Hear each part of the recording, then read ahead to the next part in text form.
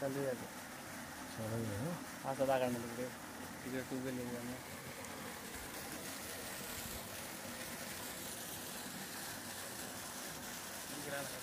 मग one tubewell झालं चालू ना हो असं करावं लागेल काय द्यावं मधार निघेल ना ते जाऊ दे ना मग असं करत करत असा आले रे धार कोणी का द्या काही धार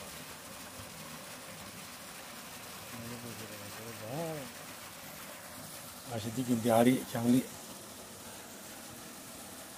तीन वर आहे कर ना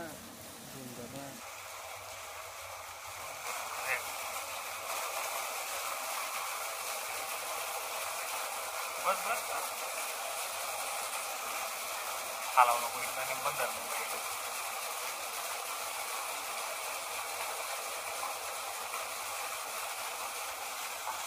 चालू झाल्यानंतर जा वोल्टेज पुरा भेटला की ते तुला कुठं चांगली आली 2-3 दिन चालते आते हो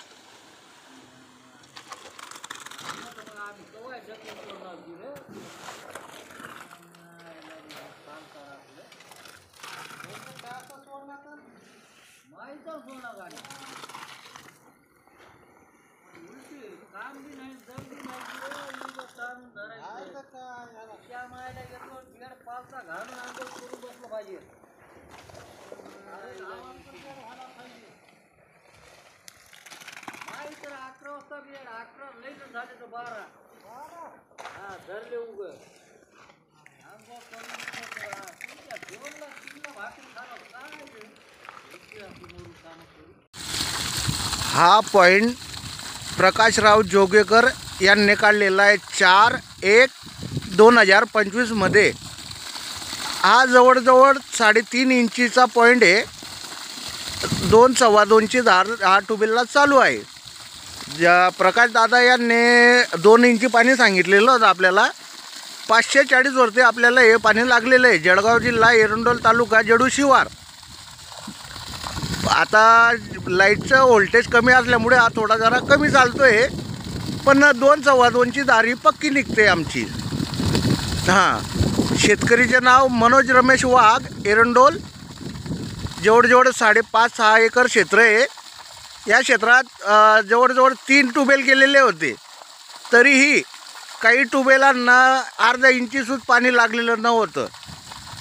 प्रकाशदादा जोगेकर पाणी शोधक यांनी हा पॉईंट 100% सक्सेसफुल केलेला आहे।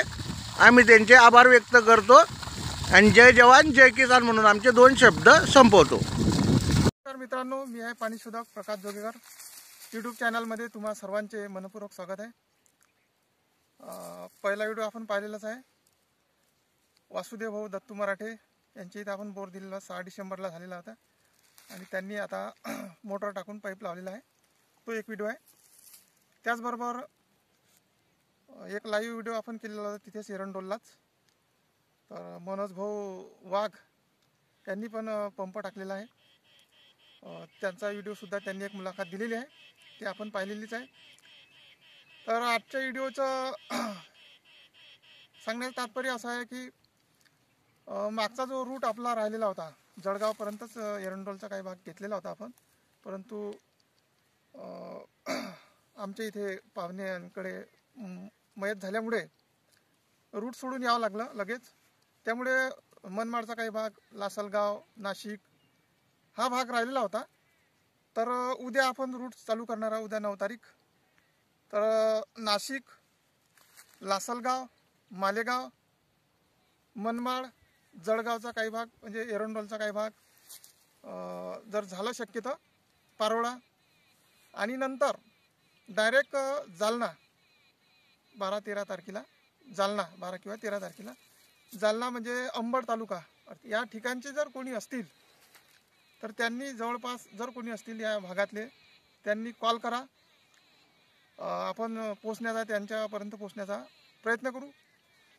तर मित्रांनो, लाईव्ह जास्त होणार नाही. प्रत्येकजण म्हणतो की लाईव्ह करा, आम्ही गाडी आणतो, तुम्ही थांबा. तर हे शक्य होणार नाही प्रत्येक ठिकाणी, कारण की रूट हा वेळ फार कमी असतो. रूट हा लिमिटेड असतो, 2-3 दिवसाचाच असतो. परत एवढे सगळे घरचे कामं निपटवून सन्या त्या रूटला यावं लागते आणि त्याच्यामुळे घरचे कामं फार पेंडिंगला असते, त्याच्यामुळे लगेच यावं लागते. म्हणून लाईव्हचा जास्त काही तुम्ही आग्रह धरू नका. आपण मागच्या वेळेस एक लाईव्ह केलेला आहे.